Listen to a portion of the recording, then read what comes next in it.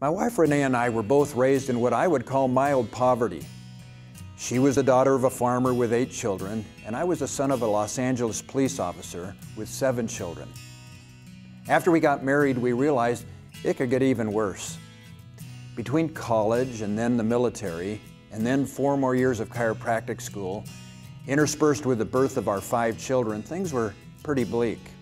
When we arrived in Las Vegas, we had been married 10 years, and it was our 16th move. We borrowed some money from the bank and set up a small private practice. I wasn't in the phone book yet. We couldn't afford to advertise, and my wife said my personality wasn't all that great, so things got even bleaker for a while. Well, slowly obstacles were overcome, the practice grew, and we began to prosper. During our years of struggle, we had each established our own personal goals.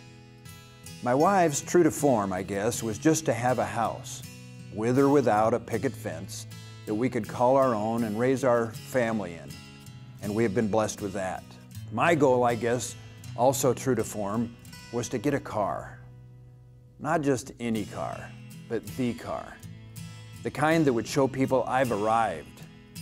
Well, maybe even more than that, the kind that would put everyone else in the dirt. Well, I got it.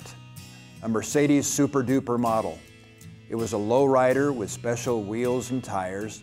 It had spoilers in the front and in the back. It actually looked like it was doing 100 miles an hour when it was parked. I immediately noticed something though. When I got in it, I just felt different, even superior. I got personalized plates. It just represented who I was. I cared for it like I had never cared for anything before. I became obnoxious and parked it away from everyone else, diagonal across 2 spaces so nothing could touch it. It started to control my life.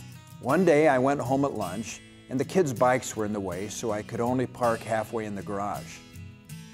While I was eating a sandwich, I could hear a strange banging sound coming from the garage, but I didn't think much of it at first. After it continued, I decided to investigate. I hope you can imagine my shock when I opened the door and saw my little Down syndrome daughter Laura with the remote garage door opener repeatedly banging that heavy wooden garage door down on the hood of my Treasure, actually trying to cut it in half. I ran across the garage and caught myself just as I was going to be guilty of some major child abuse. An interesting thing happened though, when I found myself hugging her and laughing. It was as if she had released me from prison. I was almost grateful. I finally recognized that the car was just a piece of metal, but she was my precious daughter. I have never looked at a possession the same way again. It has something to do with real worth. Ultimately, each of us has to decide what is really important, what has real lasting worth. I have discovered for myself that stuff rusts, rots, and turns to dust, and that any joy they bring us is very fleeting. What does bring more lasting happiness are things like health and relationships, trust, faith, and security.